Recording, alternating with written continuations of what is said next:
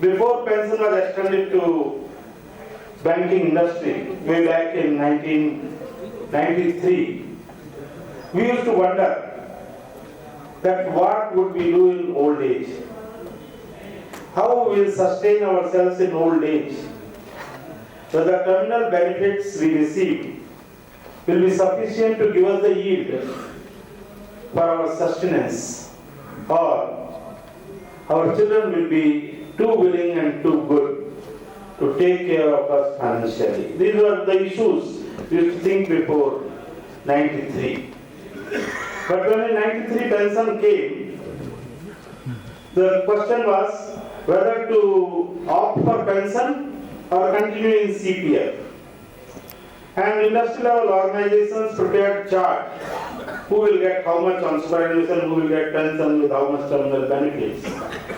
And then they said that those who have more than 12 years service left over, CPF is good for them because they will get huge sum as terminal benefits. And those who have less than 12 years, pension is good for them because earlier days basic pay used to be less. So CPF used to be very small amount. I remember when I joined the bank, my basic pay was 170 rupees way back in 1977. And 8.33% used to be PF contribution. Imagine how much amount, very small amount. So keeping all these things in mind, people were looking for post-retirement alternate sources of income. And as a part of that thought process, I'll tell my own experience that I was in Delhi, posted in Delhi. And in Delhi, we could not afford to buy anything more than a flat, MIG flat, with the help of staff housing loan and our savings. So I was reluctant to buy a flat in Delhi because my idea was when I retire, I should have independent house so that I can build first floor on that and I can get some rental income for my sustenance in old age after retirement. With this view in mind, I bought a house in Ghaziabad, independent house, so that I can get post-retirement income also from the house. Later on I thought, my age in record is 1.5 years more. So I will retire at 58.5 years, I used to think. And hopefully I will have good health, robust health at 58 years. So I should not sit at home. So what would I do after my retirement from services? For that, I got admission in law and I completed my LLB thinking that I will start practicing after retirement. I didn't do that. The independent house I bought, I sold it later once pension was introduced. LLB I did. I have not registered myself with bar because I don't need to earn now. Pension takes care of our sustenance post-retirement. We don't depend on our children too. In most of the cases, there could be some people in lower cadre. We are here as all officers, but in industry there are pensioners who have been in sub-staff and the pension is not much. So still they need the support of their family members, their children and all. But that's not the case with us. Our pension by and large takes care of our needs even post-retirement. But that should not be mistaken that we don't need pension updation. Pension updation is needed not only because it will give us the enhanced pension with every salary revision, but also because it is a question of our self-respect and dignity. When our pension scheme was formulated, it was very clearly understood in writing that our pension scheme is on lines of RBI pension scheme. They got pension scheme implemented in RBI before us. When our scheme came, it was on RBI's pension scheme lines, on same pattern. To establish this, that it was on same pattern, I will take you back to 1994, when Comrade R. N. Godbole was General Secretary of IBOC. and he wrote to IBA that DA in banking industry is paid with CPI index revision every quarter, whereas in government it is on half-yearly basis, DA revision. So government pensioners and RBI pensioners, they were getting DA revision on half-yearly basis. But Comrade Godbole wanted that as it is revised quarterly for serving employees and officers in banking industry, to pensioners also it should be made quarterly revision of DA. In response to that letter, RBI wrote to Comrade Godbole that a scheme introduced for public sector banks and other member banks of IBA, private sector banks also. The pension DA revision will be only on quarterly basis because this scheme is developed on the pattern of RBI and government pension scheme where DA is revised quarterly. So this was first documentary evidence with us that our scheme is formulated on the pattern of RBI pension scheme and central government pension scheme. And when they refused to shift our DA from quarterly to half yearly, telling it is not so in RBI and government, our claim for pension updation is legitimate because pension updation is there in central government and also in RBI, now in NABARD, simply. So there, IBA and government taking position that there is no provision for pension updation in pension regulations. We wanted to call their bluff through various sources. So one is this letter to R. Godbole. More than that, our pension regulations, when they framed, they provided for a sub-regulation called 35.1. Regulation 35, sub-regulation 1. 35.1. In original 1995 pension regulations, 35.1 read like that in respect of those pensioners who have retired between 1/1/1986 and 31/10/1987, their basic pension and additional pension will be updated as per the formula given in Appendix 1. So to pension updation regulation 35.1, there is Appendix 1, which illustrates the formula how the updation will be calculated. And that formula was replica of formula used by central government up to 4th pay commission recommendations. Because that was the latest formula available for central government pension updation. So same thing was borrowed and copied in our pension regulations in the form of Appendix 1 to Regulation 35.1. When we demanded pension updation, they said there is no provision. When somebody quoted, because we are late entry into this profession of pensioners' rights. Iva Park was born in 2012. So we are hardly 11 year plus old organization. But we have gained prominence in championing the cause of bank pensioners. So when this was quoted, they said it is for a limited block of people who retired in 1986 and 1987 October.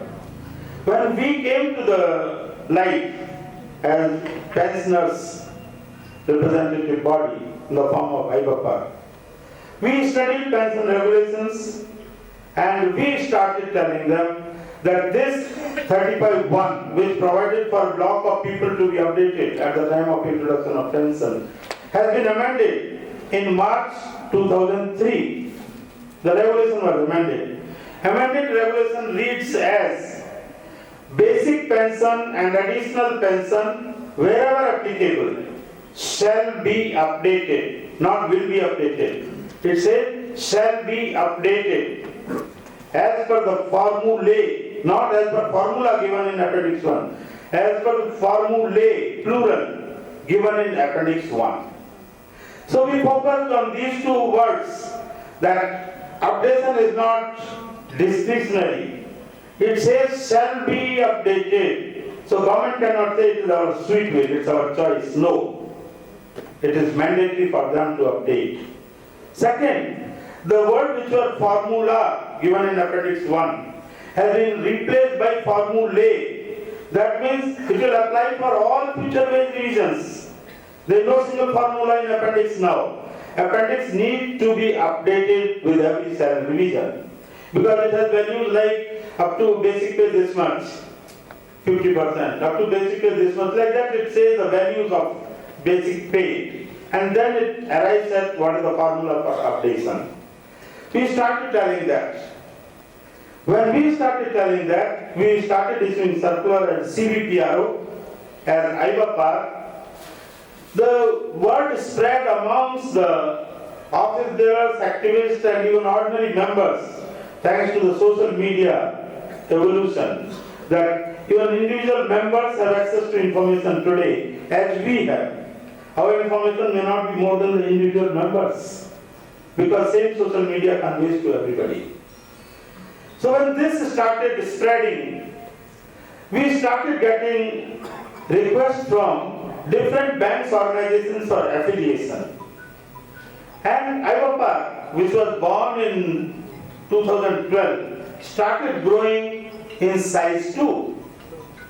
And latest to get affiliation with IVAPAR is your mighty organization, Bank of Baroda Retired Officers Association. Recently, hardly few days back, the application has been approved, and on recommendation of your organization, 5 plus 3, 8 office bearers and executive committee members have been nominated to our governing council. Now, 8 office bearers from Bank of Baroda will be part of our governing council, which includes senior posts like working president, senior vice president, joint general secretary, and all that, DGS, executive committee members. And for the ensuing governing council meeting of IVAPAR in Delhi on 21st, one day before Dharna, and to continue post Dharna for half day, 3 hours. All those office bearers, as nominated by Bank of Baroda Retired Officers Association, will be attending our governing council as integral part of this great organization called IVAPAR. So I greet you all on this occasion for having joined IVAPAR as one of the not only biggest but strongest affiliate. And your presence here, when weather is inclement in such a large number, reassures us about the added strength IVAPAR will get by your joining us as very important affiliate. Friends, I have always believed that it is easy to run and manage a trade union of employees. Their leaders' words are just taken as gospel truth. If leader says something, people follow blindly. But that is not the case to run an organization of officers' community in banks. The officers' community is highly educated and very highly talented, very largely enlightened. And when something is spoken before them, they don't take it on face value. They put it to scrutiny. They subject the leader's message, the leader's statement to scrutiny. And only when that word or message passes the test of scrutiny of the membership, they tend to believe that. So that makes the job of all the comrades sitting here on dais very challenging to run an organization of officers alone. I greet you all, sir, that such challenging job you are performing, you are accomplishing with such ease and in such a grand manner. It is reflection of your organizing capabilities, it is reflection of your membership contact, it is reflection of your brotherhood feelings it's reflection of your camaraderie with each other. Without that, it's not possible to give a call to the officers' community and ensure they participate in such a large number when weather is not very supportive for their age. Even the youngsters would feel hesitant to join this type of gathering on such inclement weather day. Friends, the job of office bearer is further onerous in a sense that they spend a lot of time, their personal time, and it may not be so happening at pensioners organization level because we don't need to devote time to our children, to their well-being, their bringing up, their education, because they're all grown up. So this task as pensioners organization had becomes less challenging. But we have experienced to have been the office bearer of serving officers organization for 25 years. So I remember once we went to Hardwar with families, some of our office bearers, and there was members meet with family.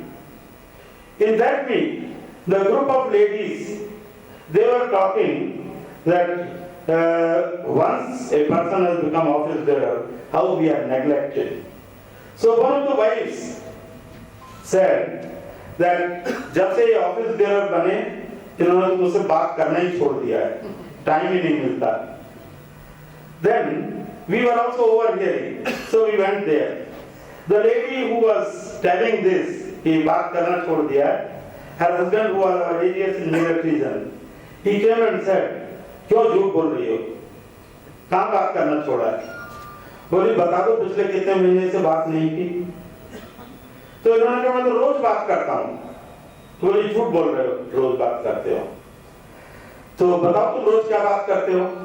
तो इसने कहा जब मैं शाम को घर आता हूँ, रात को घंटी बजाता हूँ, तुम दरवाजा खोलती हो, तो मैं रोज नहीं पूछता कोई चिट्ठी आई है क्या. So this is the relationship we transform from a family relationship to ये पूछना कि कोई चिट्ठी आई है क्या. And he says मैं रोज तो बात करता हूँ. So this sentence of चिट्ठी आई है क्या, this question is considered as हम family से रोज बात करते हैं. So this is our life on other side of the table. Another anecdote I will share with you is that one office bearer in very peak winter came home at 9 o'clock in the night from office. And his wife said, नमक लाए हो, सुबह बताया था. He said, भूल गया. तो बोली अभी ले आओ. बोला इतनी ठंड में मैं नहीं जाऊंगा, अब आ गया. बोली घर में बिल्कुल नमक नहीं था, कई दिन से याद दिला रही थी. आज सब्जी बिना नमक की बनी है, जो था वो भी खत्म हो चुका था कल. तो नमक नहीं लाया तो बिना नमक की सब्जी खानी पड़ेगी. तो ये बोले हम खा लेंगे. खाना खाने के पहले एक ऑफिसर इनके पास आया और उसने अपनी परेशानी बताई. वो परेशानी इतनी सीरियस थी कि उसी समय हमारा हेड ऑफिस मद्रास में है, वहाँ प्रेसिडेंट या जनरल सेक्रेटरी से इनको बात करनी थी. उन दिनों घर में ना फोन होता था और ना हाथ में मोबाइल, तो पीसी ऊपर बाजार में जाके फोन करना होता था. रात को 9:30 बजे ये अपनी वाइफ से बोले कि मैं अभी आ रहा हूँ. बोली कहाँ जा रहे हो? बोले इनका कुछ सीरियस इशू है, वो प्रेसिडेंट को जाके बताना है, फोन करना है. बोली ठंड नहीं है बाहर? बोले नहीं बहुत सीरियस है. तो बोली नमक से भी ज्यादा सीरियस है. So these are some of the anecdotes in our life. We have experienced how tough it is to manage and run an organization of officers, community impact industry. So we have come through this process. So when we sit on other side of the table today as office bearers of pensioners organization, the job is not so challenging. It's quite easy to perform that job. But still, comrades, it requires a lot of commitment. I'll tell you my example. I spent 13 years in Chennai. Once I retired, I came back and settled down in Baroda, where I own a flat in our bank's housing society. Once I settled down, I got a job offer in IT sector. And the company wanted me to join them as president and CEO of their unit in Bhubaneswar, where 2,500 people are working. And the compensation they were offering was 1.40 crores per annum. I politely said no to that. For the reason that I enjoy doing little bit of service to our bank officers community, bank employees community, as office bearer of pensioners organization.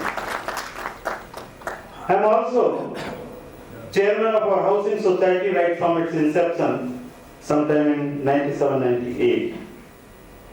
I am secretary of Sector 62 Noida, entire sector where 47 societies are there, RWA's secretary. Then I have a daughter who needs support. So for these reasons, I said politely no to that company for such a remunerative job of 1.40 crore. So we do sacrifice in the process, but those sacrifices I consider very small, very negligible, because I strongly believe that what we earn in our life is the relationships. What we earn in our life is doing small good things for so many people. It's not that money is the entire thing. Money is important, but beyond a point, money is not important. What is important is how contented we are, how sound sleep we have daily in the night, how tension-free we remain.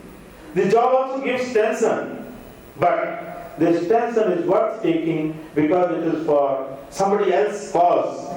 We are taking tension. We are trying to help somebody to come out of difficulty, sometimes in distressing situations. So that gives us more satisfaction. And I always used to tell that test of our service rendered as office bearer during our serving days is when we retire, we lay down office and organization organizes a farewell. They invite family members, and probably family members see first time how we are loved by our membership, how we are praised by our membership. So first time they witness that, they see that. So when I retired as officer of the bank, I was president of IOB Officers Association. My farewell in Chennai was attended by 1,200 officers. I don't think even chairman's farewell, 1,200 people will attend at one place. So these are all very rich possessions we have earned in life, how people love us. But this love we have earned by genuine hard work. Genuine hard work, genuine commitment, conviction to serve the cause of officers community. So friends, those who sit on this side, they deserve to be commended again and again for taking care of small or big problems of the officers community. They are elected for doing that job. So once again, my hearty greetings to all officers, and once again, congratulations to you all for having elected people who have commitment to the cause they are elected for. Friends, we will come to the issues of pensioners in two sections. One, what has been recently achieved, and other one, what is in store, what we are striving for to achieve for benefit of the bank pensioners community. We have been taking up the issues. There were almost 8 issues we have been taking up with government, with IBA, with the help of UAB too, because we don't have negotiating rights. And nothing was happening. Then our membership used to say that we pay you subscription, what have you done so far? It's a very genuine question, what have you done so far? But because nothing was happening, does not mean that we were not doing anything. Because in trade union, there is no fixed formula, you apply this formula, work gets done. It's a process.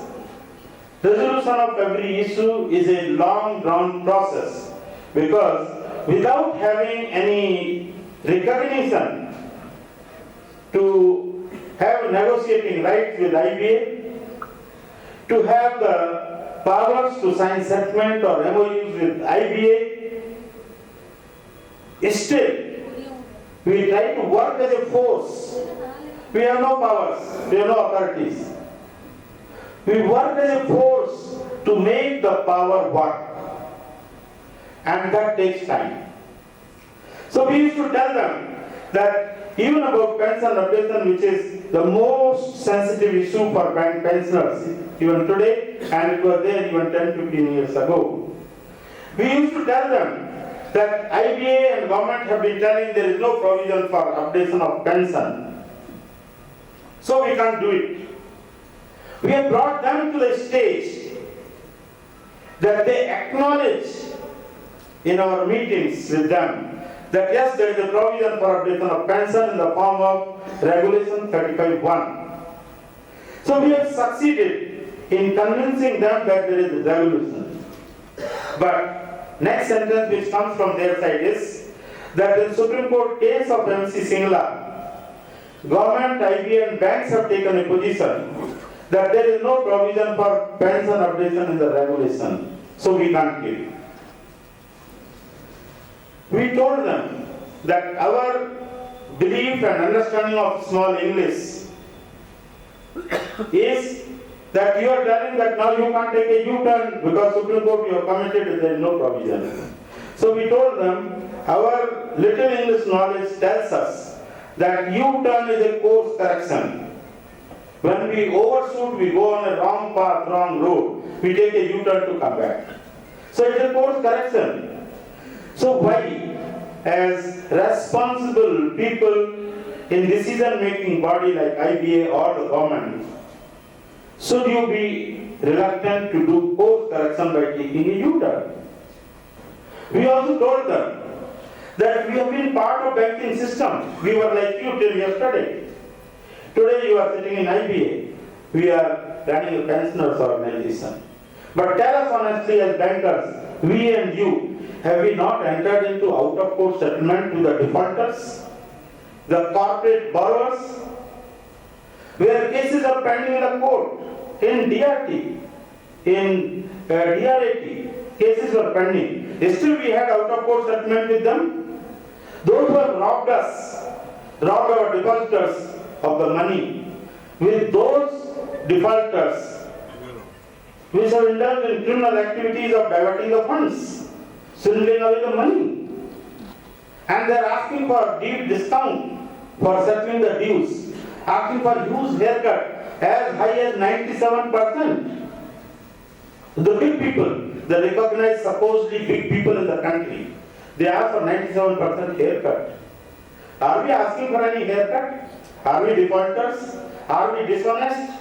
Have we not given 30-40 years of our prime to the banking industry? Have we not taken the banking to nook and corners of the country?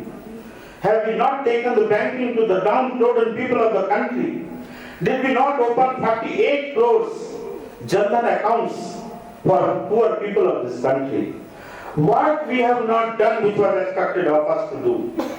What we are not doing even today which is expected of us to do? We are doing everything which is expected. Even we are going beyond. So with such persons with character, your own people who were your elders, why should you feel shy to have out-of-court settlement? Have it out-of-court settlement with us. We will withdraw our all cases. Like you do with defaulters, with criminals, with corporate borrowers. They simply smile. They say, let the time come. Things will happen. But that remains in the four walls of their meeting room. They don't acknowledge this in writing. When parliamentary committees visit different places, the committees for different purposes, we also try to take the opportunity to give our memorandum to them about pension issue. We give them photocopies of the pension regulation book, where there is a provision and which is amended in 2003, making it open-ended pension updation provision. With every day's revision it has to come. We give them the documentary evidence that there is regulation for pension updation. But still, the